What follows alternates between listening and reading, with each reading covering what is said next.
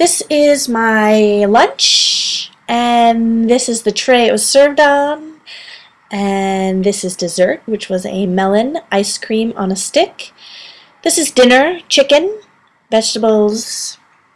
This is the most famous event or structure in Australia. It is the Opera House. I photographed it with a long exposure, which is why the water looks like pavement. And wherever you find the Opera House, you're going to find a restaurant to look at it. And here's Darling Harbour at night, and an amusement for the adults and children alike. There's a wharf marker, which is near a boat which you can have dinner on. And there's also other boats that are functional for other things. But very, very beautiful with a long exposure on my camera. Australia is concerned about not having as much trash. And here is a guy preaching about Jesus, the prodigal son to be specific. And he's doing it in front of the Queen Victoria building, which is a very historical building. It has Victorian architecture, and it is currently used as a shopping mall, which is complete with elevators that have been added. Obviously, those are not there from the beginning. And they have clocks with castles on top of them, as you can see here.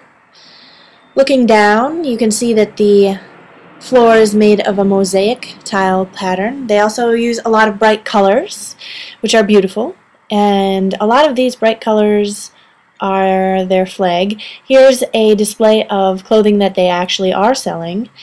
And go up the escalator, you'll see stained glass. It's not religious stained glass, though. It is political and indicates the prestige of the government. Now you'll see some more archways that are painted in the colors of the flag, red, blue, and white, which is also similar to our flag and the British flag, indicating how we were born and grew out of the same seed. Here is some more of the architecture, and coming up, this is a theater. It's not the Queen Victoria building. It is a theater, and I do not remember what it is called, but it's obviously very beautiful, very golden, very regal, very British inspired. Here is a marker for Darling Harbour, which there is a bridge across it that you can walk across. You do not get to drive across this bridge. It's for walking and bicycling. Here's some views from below. They have an aquarium and a wartime maritime museum. Here is a Space Needle, and it is not the only one. There's trains that you can ride in Sydney. There's also buses that you can ride in Sydney, and you can take the ferry to get across the water very quickly. They have their own version of most reality shows. That's American Idol.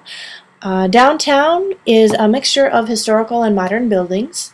They have a Woolworths, which I believe was in the U.S. at one time, a long time ago. There you see Citibank, which is the only bank besides ING that I recognize. However, it's in Australian dollars, so I do need to get an Australian bank account. Here's some very familiar retail stores, fast food. I guess if you want to transfer, get a job in fast food, and you will be able to go all over the world and still have a job. Back there they had called Breakfast Brekkie, so they do modify the advertising a little bit to meld with the Australian way. This is a fudge shop, which can also be found in San Francisco. This is their phone company. And then here's some more architecture, which you do notice looks like a church, but no. If you look closely, you'll notice that it is very political orientated, as you can see that all the statues are wearing helmets which look like Roman helmets.